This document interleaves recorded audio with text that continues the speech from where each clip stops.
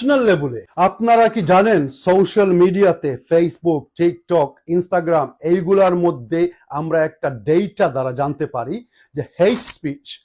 বিশব্দ বা ঘৃণার বক্তব্য সব থেকে বেশি ভাইরাল হয় অন্যান্য বক্তব্য থেকে। যখন একজন নেতা অন্য এক জাতি বা অন্য এক ধর্মীয় মানুষের বিরুদ্ধে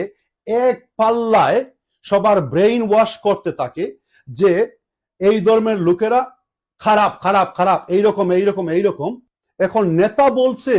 যে এই গ্রুপের বা এই ধর্মের লোকেরা এইরকম এইরকম এইরকম খারাপ, মানে তার যে একটা মেন্টাল আন্ডারস্ট্যান্ডিং আছে, হয়তো সে ওই গ্রুপের মানুষকে ভালোবাসে না, কিন্তু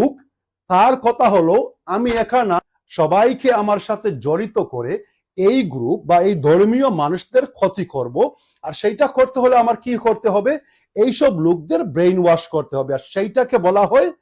হেট স্পিচ।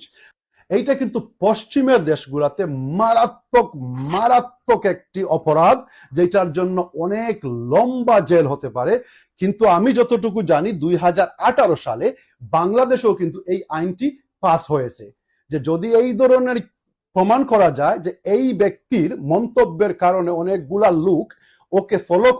করার ফলে অন্য জাতি বা অন্য ধর্মীয় লোকের উপরে আক্রমণ করেছে, তাদের উপর অবশ্যই আইনীয় ব্যবস্থা নেওয়া হবে।